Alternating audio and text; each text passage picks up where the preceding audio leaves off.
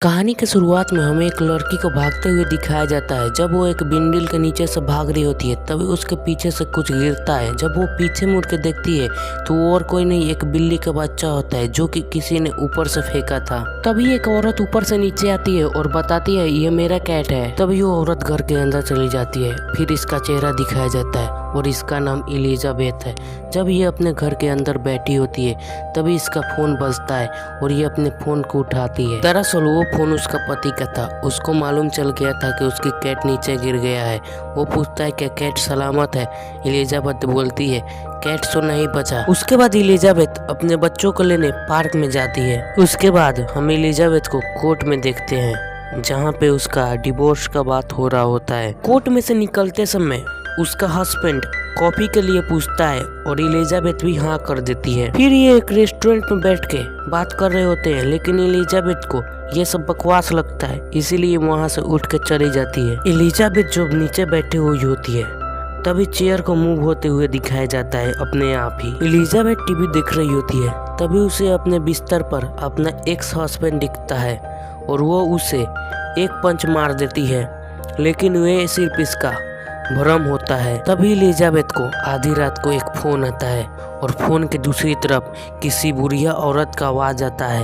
वो बोलता है कि तुम्हारी माँ मर गई है कल और तुम्हें उनके फ्यूनर पर आना पड़ेगा। एलिजाबेथ को ये सब बकवास लगता है तो वो उसका फोन काट देती है और जाने लगती है सोने के लिए, लेकिन वो फोन फिर से आता है और बोलता है तुम्हारी माँ नहीं रही इस दुनिया में, कल उनका फ्यूनरल है, तुम्हें उनका फ्यूनरल में आना पड़ेगा। लेकिन एलिजाबेथ बताती है मेरी कोई माँ नहीं है, मैं तो अनाथ आश्रम में पली बड़ी हूँ। अगले दिन एलिजाबेथ एक औरत का मेकओवर कर रही होती है। दरअसल एलिजाबेथ का अपने ही घर में एक छोटा सा मिनी सलून है और उसमें एक औरत का वो मेकओवर कर रही होती है। तभी वो औरत बोलती है मुझे वॉशरूम जाना है, क्या मैं जा सकती हूँ। वो कहती है हाँ बिल्कुल आप जा सकती हैं। वो औरत बाथरूम में जाने के बाद एलिजाबेथ को लीजा नाम से बुलाती है और एलिजाबेथ अपने हाथों में चाकू लेके उसके पास जाती है और बोलती है तुम मेरा पीछा कब छोड़ोगी।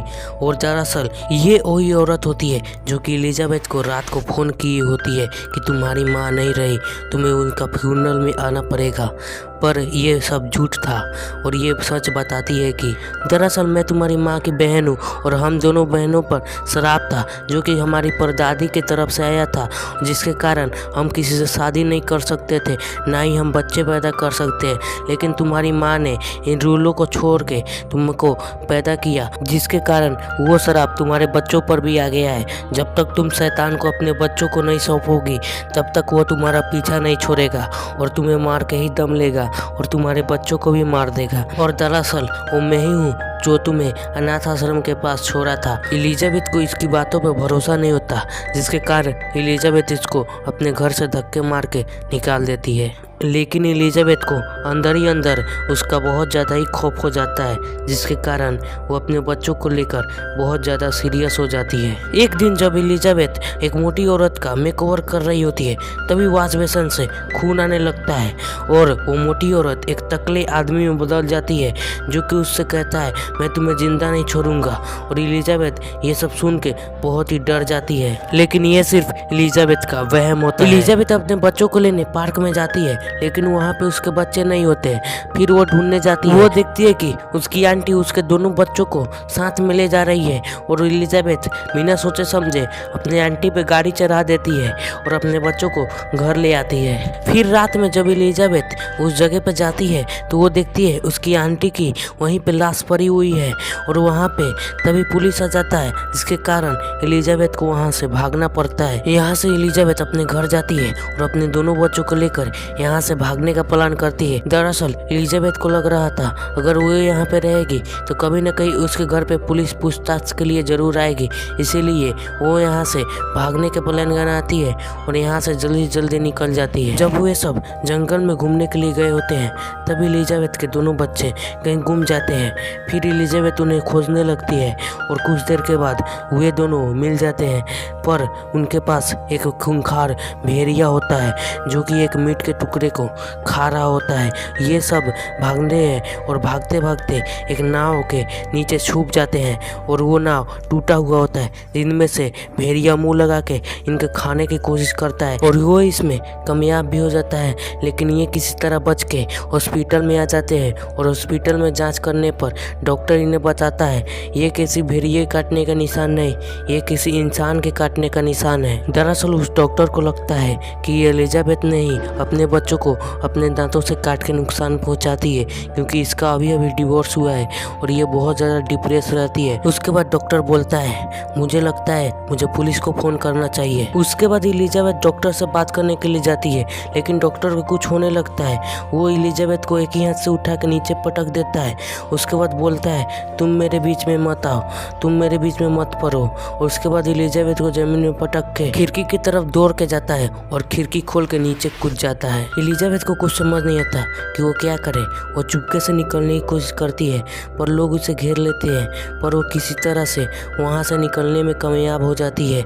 उसके बाद एलिजाबेथ एक नए अपार्टमेंट के तलाश में चली जाती है और उसे वो मिल भी जाता है और वो सब उस घर में अच्छी तरह से सो जाते हैं। और सोने के बाद जब उठते हैं तो वो देखते हैं कि उनका कमरा बहुत ज़्यादा ही गंदा हो चुका है और फिर वो देखते हैं उनका ड्रेस भी बहुत चेंज हो चुका है। और जब दरवाजे के छेद से देखती है तो वहाँ पे बहुत सारे शैतान होते हैं जो कि दरवाज़ा खोलने की कोशिश कर रहे थे। इसे देख के एलिजाबेथ बहुत ज़्यादा डर जाती है और वो अपने बच्चों को लेकर बालकनी में भाग आती है और वहाँ पे अपने बच्चों को कहती है तुम लोग प्रेयर करो, भगवान हमें जरूर बचा लेंगे। और एलिजाबेथ जब बाहर देखती है तो वहाँ पे बहुत सारे बादल दिखते हैं, जिसे देख के एलिजाबेथ अपने बच्चों को उन बादल पर रखने की कोशिश करती है, लेकिन वहाँ पे कोई बादल नहीं होता। और इसके बाद उसके बच्चे दोनों एक एक करके नीचे गिर जाते हैं और उनकी जान खत्म हो जाती है। लेकिन एलिजाबेथ को ऐसा लगता है कि उसके बच्चे नीचे नहीं गिरे, बादल पे ही हैं और वो सही सलामत है। एलिजाबेथ जैसे ही कूदने वाली होती है तभी वहाँ पे पुलिस आ जाती है और उसे पकड़ लेती है। दरअसल एलिजाबेथ जिसे शैतान समझ रही थी वो पुलिस ऑफिसर्स थे। फिर हमें वही लिफ्ट का सीन देखते हैं जिसमें एलिजाबेथ लिफ्ट में खड़ी होती है, पर इस बार एलिजाबेथ की आंखें वाइट हो गई होती है। फिर हम वही बच्ची को देखते हैं जिसके हाथ में बिल्ली होता है। एलिजाबेथ उसके हाथ से बिल्ली लेके उसे फेंकने वाली होती है, पर इस बार एलिजाबेथ उसे नहीं फेंकती, उसे अपने पास रख लेती है। तभी एलिजाबेथ को एक फोन आता है और एलिजाबेथ बताती है मुझे ब्रेन ट्यूमर है और मैं कल इसका ऑपरेशन कराऊंगी। और एलिजाबेथ को देखते हैं जो कि अपना ऑपरेशन करा लेती है। उसके बाद हमें वही शुरू वाली लड़की को दिखाया जाता है जो कि भागते हुए कहीं जा रही होती है। उसके बाद जैसे ही वो रोड पार करने जाती है वहाँ से एक ट्रक आता है और उसका एक्सीडेंट हो जाता है।